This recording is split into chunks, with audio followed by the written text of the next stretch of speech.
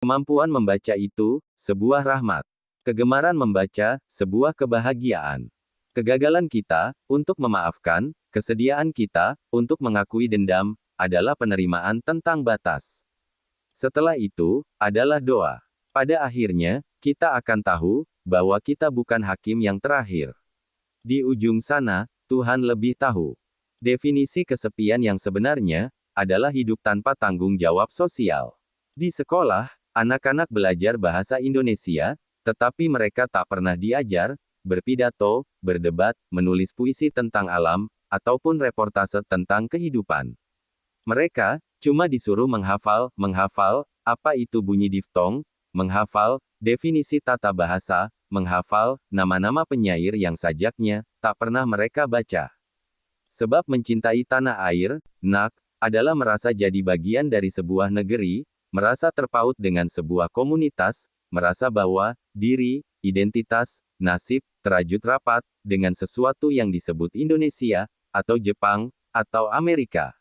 Mencintai sebuah tanah air adalah merasakan, mungkin menyadari, bahwa tak ada negeri lain, tak ada bangsa lain, selain dari yang satu itu, yang bisa sebegitu rupa menggerakkan hati untuk hidup, bekerja dan terutama untuk mati. Hanya mereka yang mengenal trauma, mereka yang pernah dicakar sejarah, tahu benar bagaimana menerima kedahsyatan dan keterbatasan yang bernama manusia.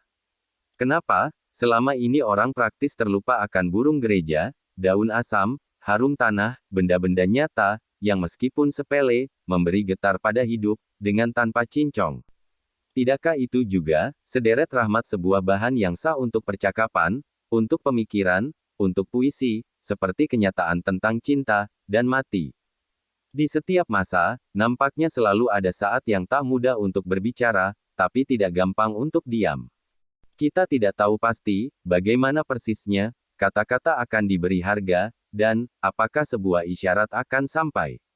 Di luar pintu, pada saat seperti ini, hanya ada mendung, atau hujan, atau kebisuan mungkin ketidakacuhan. Semuanya teka-teki.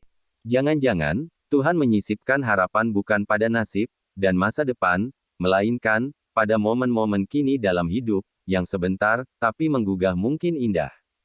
Kita tak jadi bijaksana, bersih hati dan bahagia, karena membaca buku petunjuk, yang judulnya bermula dengan, How to.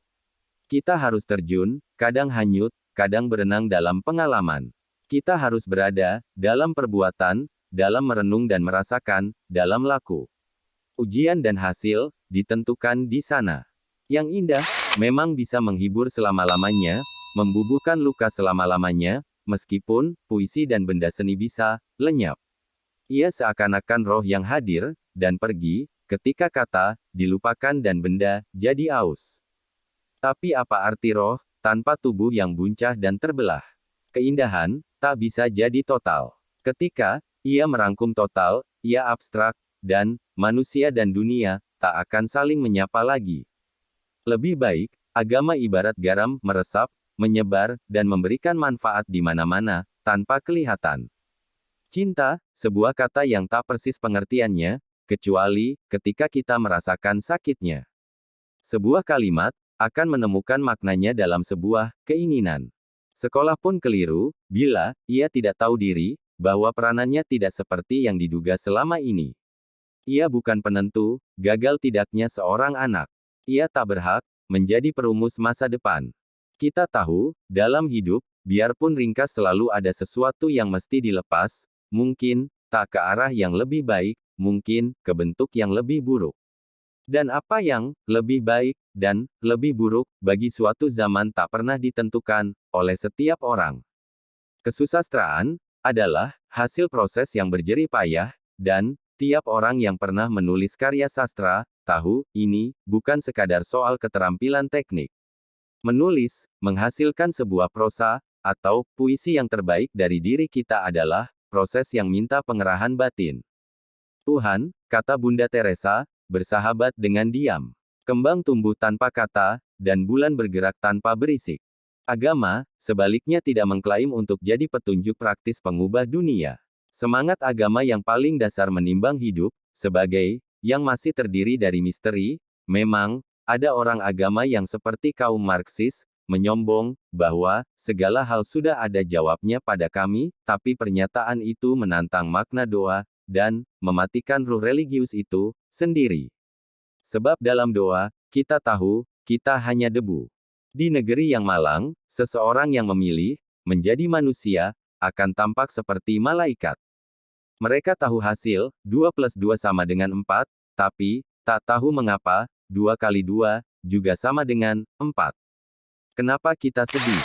Mungkin karena hati kita adalah Palestina, jawab saya, pernah merasakan bagaimana diringkas, diringkus, dan dibungkam di dunia.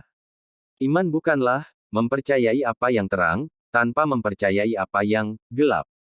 Seorang novelis sebaiknya menciptakan sebuah wilayah di mana tak seorang pun memiliki kebenaran, tapi di mana setiap orang punya hak untuk dimengerti. Saya harap saya bisa melatih keberanian bicara dengan melatih keberanian bertanya, benarkah pikiran dan dugaan-dugaan saya sendiri. Di dunia yang penuh sesak dan penuh orang lapar, seorang yang kekenyangan berarti merenggutkan nyawa yang lain. Keprihatinan, seperti halnya kebanggaan, juga kecemasan, seperti halnya optimisme, semua itu adalah pertanda rasa ikut memiliki atau rasa terpanggil. Barangkali, karena tanah air memang bukan cuma sepotong geografi dan selintas sejarah. Barangkali, karena tanah air adalah juga sebuah panggilan.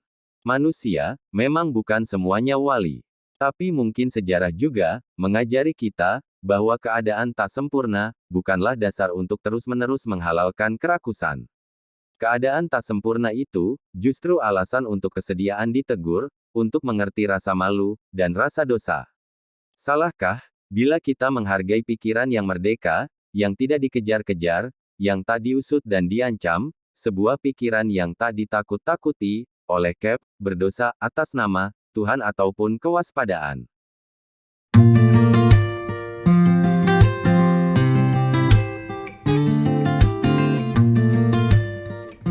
Thank you, you have clicked subscribe and bell.